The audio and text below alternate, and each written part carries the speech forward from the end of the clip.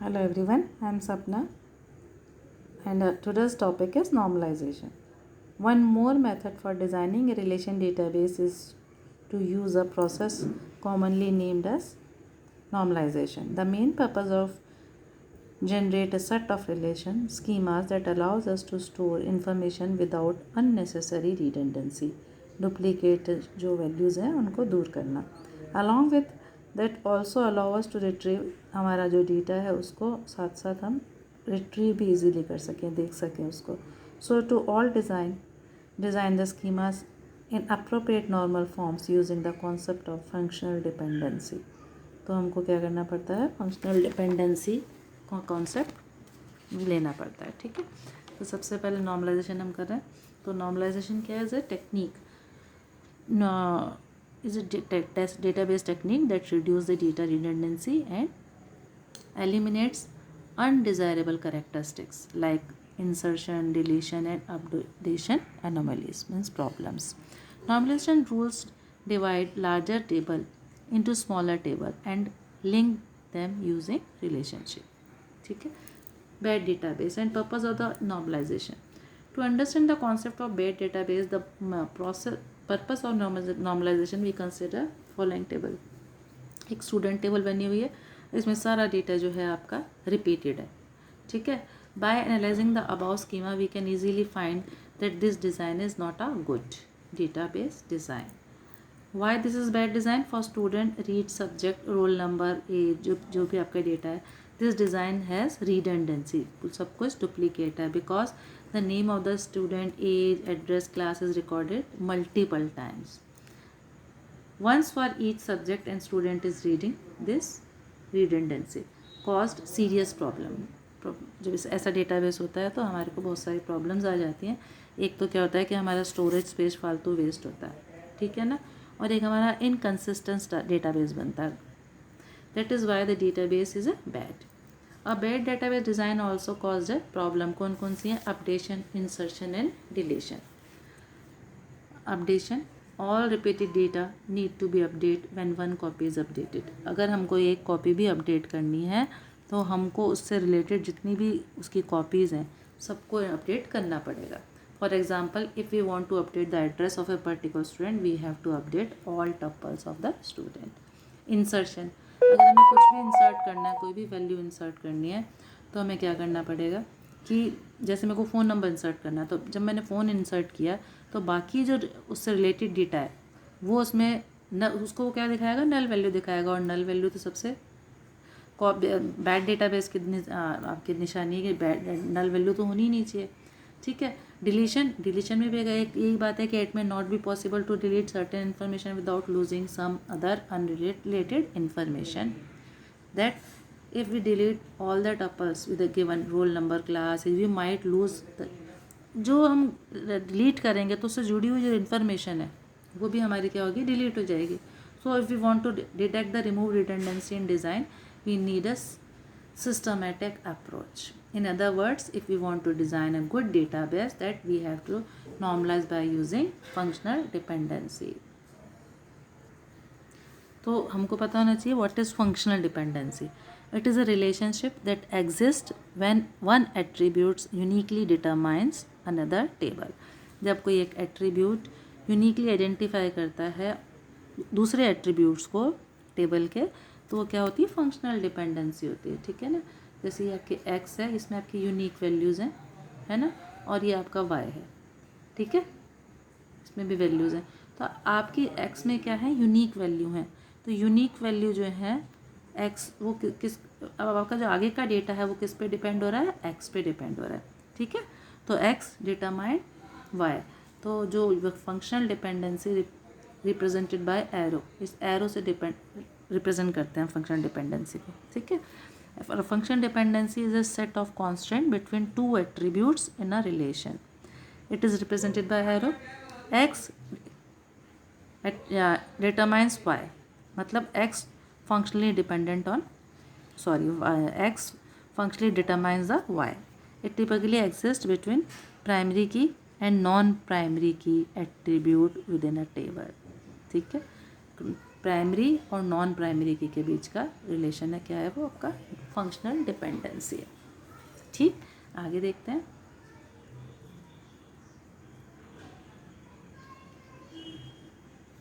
Normalization.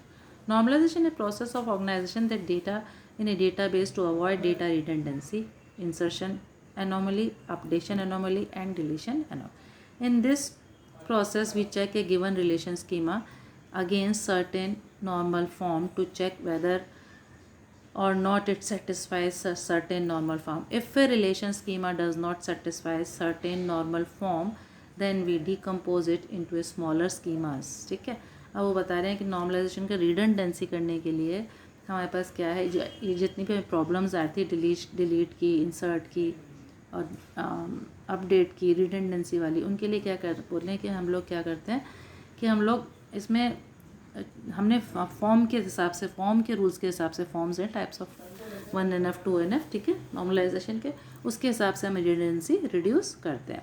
Normalisation is used for mainly two purpose, दो बातों के लिए हमें बहुत ज़रूरी है normalisation.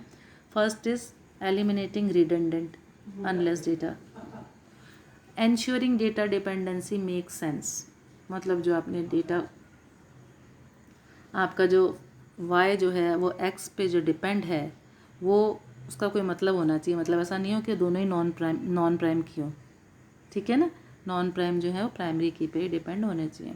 Relational database design, to design a relational database we need to know for a given schema that is a good design.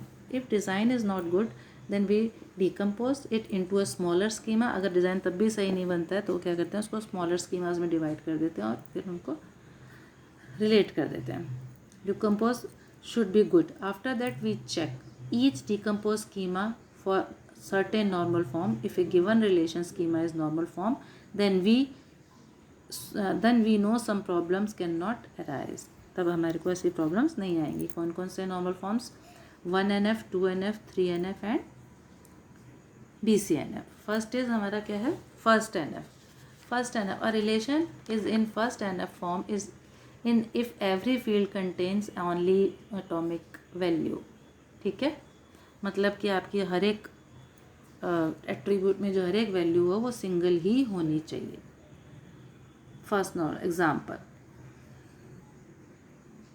Student 101 102, अब ये आपकी क्या है कि ना एटॉमिक वैल्यू होनी चाहिए, ये ठीक है, ये ठीक है, आपके ये सब ठीक है ना, ये ठीक है। यहाँ पर आपकी सिंगल वैल्यू नहीं है, क्या है, हिंदी और मैथ्स, तो होना क्या चाहिए था आपका ऐसे, हिंदी मैथ्स, ये हो गया आपके एटॉमिक, ठीक है, ये आपके एटॉमिक वैल्यूज़ हो गए, अलग अलग होगी ना, तो ये तो हमारा रूल क्या है, 1NF का है, ये हमारा 1N। N attribute of table can not hold multiple values, it should hold and only atomic values, ठीक है। आगे चलते हैं, second NF, second normal form. As per the second normal form, there must not be any partial dependency of any column on primary key.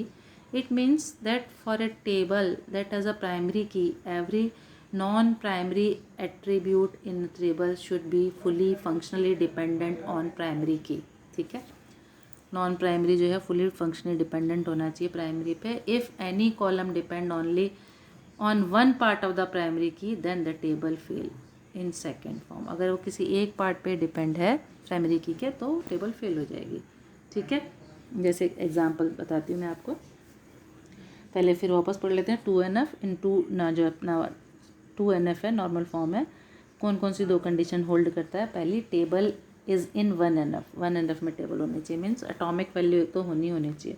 दूसरा, no non prime attribute is dependent on proper subset of any candidate key of table. An attribute that is not a part of an candidate key is a known as a non-primary key, ठीक है। और candidate key we know that more than one key is unique in table। तो example लेते हैं हम कि यहाँ पे दे रखा है student roll number, student name और एड्रेस, यहाँ देते हैं। We will take an example unique. पहले तो हमने एक टेबल बनाई, स्टूडेंट में हमने फर्स्ट लिया टीचर ID, सब्जेक्ट और मार्क्स। ठीक है, टीचर आईडी, सब्जेक्ट और मार्क्स। टीचर आईडी मैंने 1112 लिया, 113, 114 और 115 ले लेते हैं। यहाँ पे मैंने लिया maths, computer, Hindi, physics, 1 2 3 4 chemistry, 5 है ना केमिस्ट्री। और फिर उसके बाद मैंने ले लिया इसमें मार्क्स मैंने ले लिया 38, 40, 38, 40, 38। अब क्या है आपके 38, 40, 38, 40 दीज आर रिपीटेड वैल्यूज़ है ना। ठीक है, पर these both are unique values. ये दोनों क्या है हमारी यूनिक वैल्यूज़ हैं। ठीक है, तो ये हमारी प्राइम हो गई और ये हमारी क्या हो गई नॉन प्राइम वैल्यू हो गई। ठीक है, apply both rule, will divide about table in 2 tables. अगर अब पहले वाले को भी हमें सिंगल वैल्यू भी रखनी है और है ना डबल इसका भी रूल लगाना है, तो अब ये टेबल हमारी कैसे बन जाएगी, ये हमारी टेबल बन जाएगी टीचर आईडी,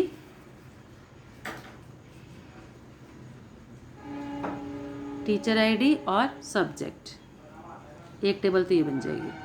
ठीक है, और दूसरी टेबल बन जाएगी फर्स्ट टेबल, और सेकंड टेबल बन जाएगी, सेकंड एनएफ में आ गए ना, सेकंड बन जाएगी टीचर आईडी और मार्क्स।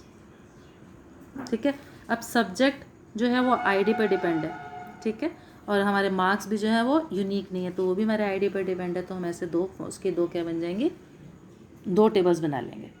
ठीक है ना। थर्ड एनएफ, अब थर्ड एनएफ देखते हैं, 3 NF।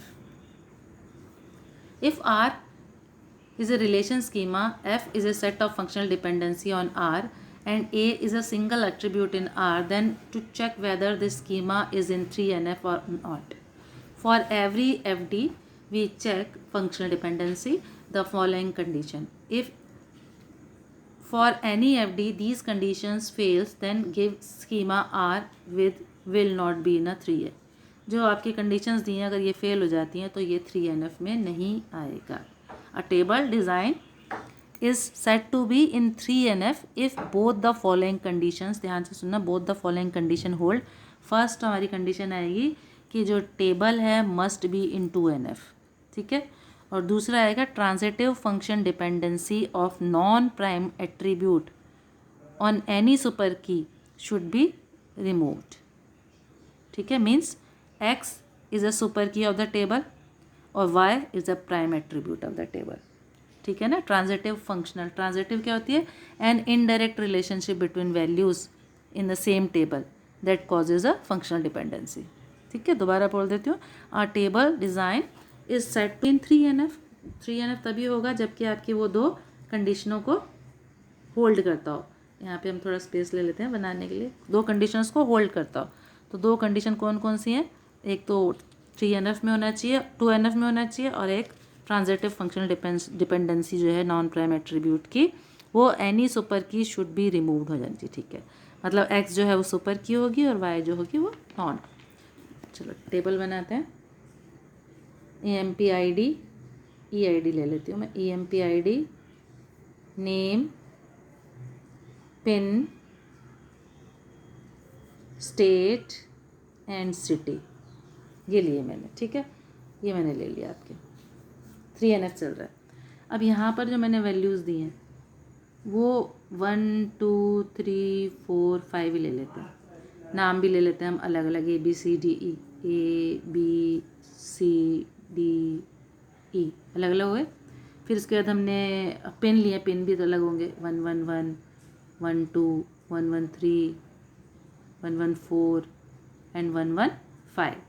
स्टेट भी अलग ले लो आप, राजस्थान, गुजरात, यूपी, MP, है ना। आप एक रिपीट कर देते हैं राजस्थान। ठीक है, और फिर राजस्थान की सिटी ले लो, जैसे यहाँ पे जयपुर ले लिया, यहाँ राजस्थान का मैंने कोटा ले लिया, यहाँ अहमदाबाद ले लिया गुजरात का, इंदौर ले लिया MP से, और यूपी से क्या ले लिया, कानपुर ले लिया। तो ये तो सारे अलग हो गए। अब देखो सुपर की, the set of the attribute which can uniquely identify, ऐसा एट्रीब्यूट जो यूनिकली आइडेंटिफाई हो सके। EMP ID है। ठीक है, EMP ID और EMP नेम है। EMP ID, EMP नेम और पिन है। ठीक है ना, हो गया ना। तो ये हमारे क्या है, सुपर की है। और कैंडिडेट की कौन सी है हमारी, EMP-ID। नॉन प्राइम मतलब except EMP-ID all are not part of any candidate key. सिर्फ आप EMP-ID को छोड़ दो तो कोई भी जो है कैंडिडेट का पार्ट नहीं है। क्यों? क्योंकि here EMP state and city depends on pin. ठीक है ना, स्टेट और सिटी किस पे डिपेंड कर रही है, पिन पे डिपेंड कर रही है। ठीक है, और pin dependent on EMP-ID that makes a non-prime attribute city and state.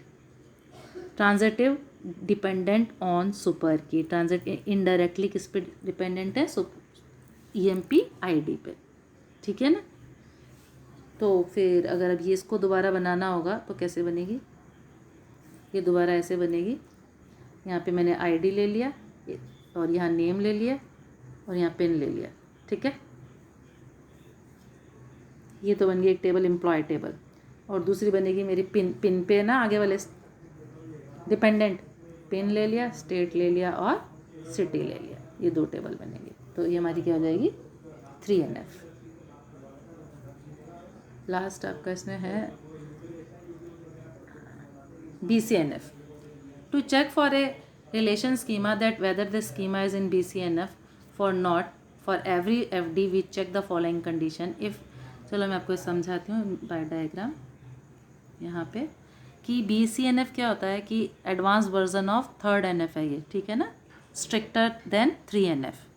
Boys BOYCE Codd normal form. Condition कौन कौन सी होल्ड करता है, it is in 3NF, 3NF में होना चाहिए। ठीक है ना, डिपेंडेंट कैसे होना चाहिए।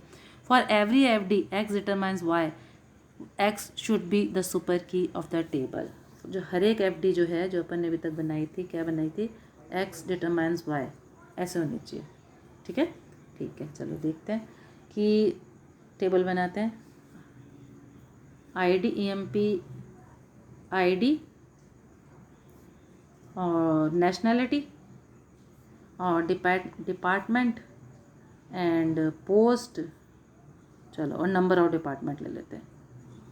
चलो ठीक है, नंबर ऑफ डिपार्टमेंट ये हो गया। अब मैंने यहाँ पर क्या किया, नंबर ऑफ डिपार्टमेंट तो मैंने इसमें एक 200 डाल देते हैं, एक 250 डाल देते हैं, एक 100 है, एक 160 है। ठीक है, और पोस्ट जो है A, B।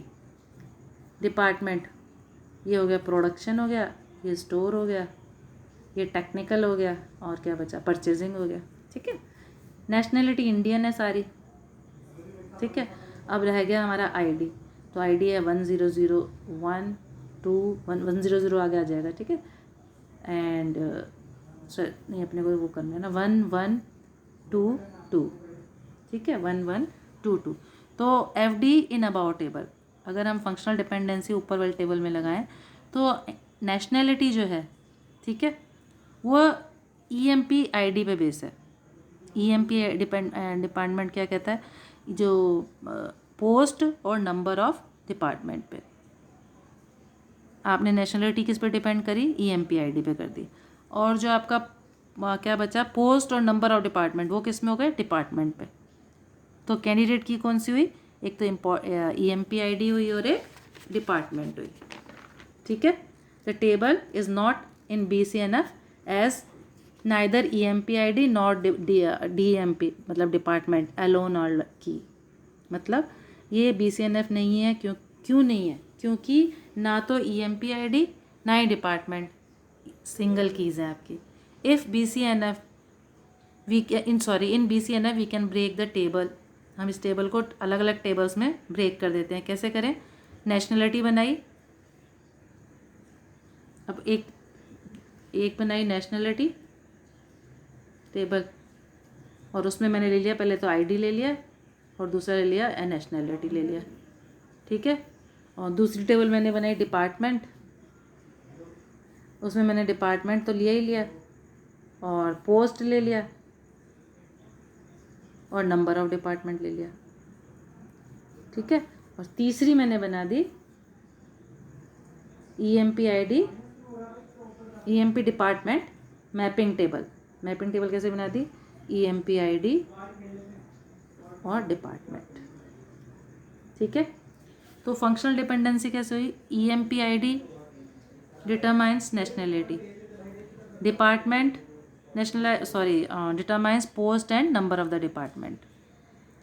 ठीक है ना, तो हमारी कैंडिडेट की for first table EMPID, for second table department and for the third table EMPID and department. समझ आ गया ना?